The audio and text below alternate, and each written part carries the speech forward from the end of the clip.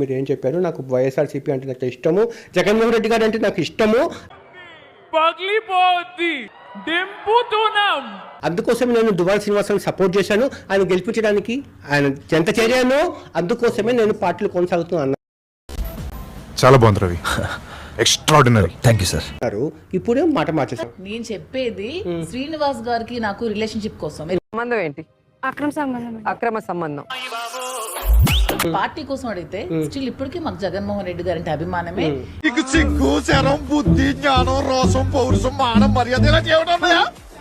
నిజంగానే జగన్మోహన్ రెడ్డి గారి మీద అభిమానంతో నేను రాజకీయంలో శ్రీనివాసరావు గారికి ఎందుకు వచ్చాడంటే నేను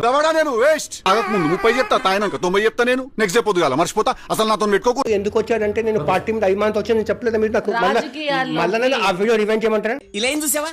చేసుకోండి. రివైండ్ చేయించినంత పాలిటిక్స్ లో రావాలని ఎందుకు అనిపించింది? నాకు జగన్మోహన్ రెడ్డి అంటే చాలా ఇష్టం.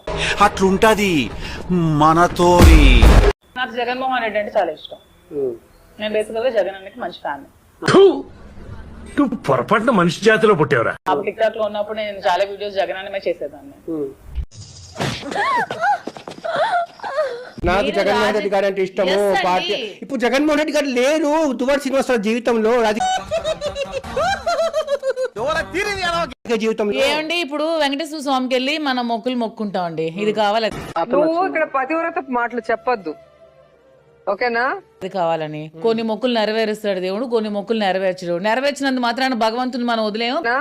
ఇక్కడ ఎవరి చెవులో కాలీఫ్లవర్లు పెట్టుకొని వినట్లేదు. భగవంతుని కొలవడం వదిలేమో. మేము కూడా అలాగే ఏదో జగన్మోహన్ రెడ్డి గారు ఇప్పుడు లేరు, మేము పార్టీలో లేవని చెప్పి మేమేం జగన్మోహన్ రెడ్డికి యాంటీ కాదు. నిజంగానే జగన్మోహన్ రెడ్డి గారి అభిమానంతో నేను రాజకీయాల్లోకి శ్రీనివాస్ గారు పిలిచిన వెంటనే నేను రాజకీయాల్లోకి వచ్చాను. శ్రీన్ గారు సపోర్ట్ చేశాను. పార్టీ కోసం చాలా కష్టపడ్డాను. 4 years నేను చాలా కష్టపడి పార్టీ కోసం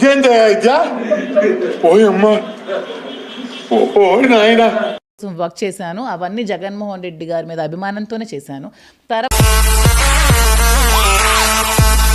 తర్వాత పరిస్థితుల ప్రభావంతో మా ఇద్దరం ఒకటవ్వాల్సి, కలిసి జీవితం కొనసాగాల్సి వచ్చింది. సంబంధం ఏంటి? అక్రమ సంబంధం. అప్పటికి ఇప్పటికీ ఒకటే మాట, దీంట్లో దాపరికాలు ఏమీ లేదు. అంటే వాళ్ళు వద్దనుకున్నా మీరు పార్టీలో పనిచేస్తారంటారు. పార్టీలో పనిచేయడం అంటే పార్టీలో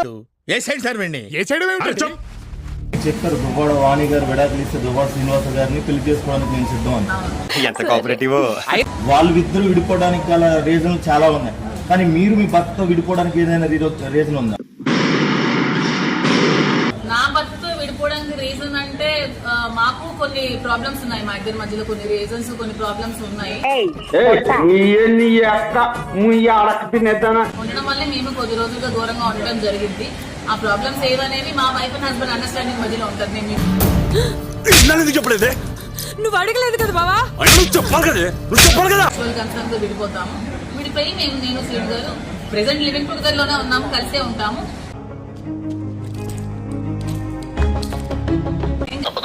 ఎన్నికల్లో గడిచిన ఎన్నికల్లో గానీ, ఇంటి నిర్మాణంలో గానీ, గుడి దగ్గర చెవులో పువ్వులు పెట్టుకుని చాలా మంది ఉంటారు, వాళ్ళకి చెప్పుగా. మా కుటుంబం వల్ల ఇప్పటికే నష్టపోయినటువంటి, జీవితాన్ని సర్వనాశనం చేసుకున్నటువంటి కన్నవారి నుంచి, అత్తవారి నుంచి, ఆత్మహత్యకి పాల్పడినటువంటి మరి మాధురికి నేను అన్యాయం చేసిన వాడిని అవుతాను. కాబట్టి నేనేమైనా పర్వాలేదని ఈ ఆస్తిని నేను రిజిస్ట్రేషన్ చేయటం నా మనస్స వాచ కర్మేణ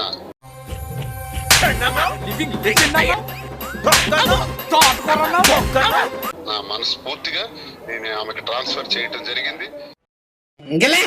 ఇచ్చిన అమౌంట్ కి సరిపోతుందా సరిపోదా అనేది సెకండరీ. తర్వాత మేము చూసుకుంటాం. నాకు అమౌంట్ రావాలా, అతనికి రావాలనేది మేము తర్వాత టాలీ చేసుకుంటాం.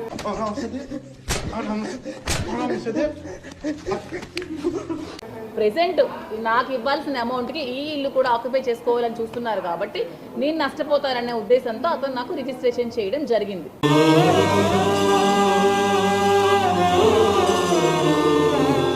ఈ ఆస్తి నాకు అప్పచెప్పడం జరిగింది. మళ్ళీ ఇలాంటి కుక్కలే వచ్చి మళ్ళీ సిట్టింగ్ వేస్తే దాన్ని వెంట పడడానికి మళ్ళీ నాకు అంత ఓపిక లేదు కాబట్టి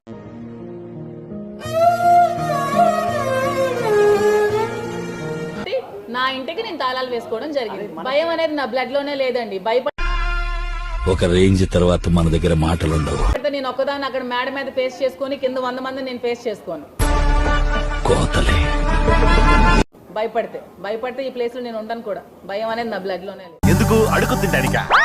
ఒక్క నిమిషం, మీ అంటే ఒక ఆడియో లీక్ అయింది. అసలు ఈ ఆడియో నేను ఒకసారి వినిపిస్తాను, చూడండి.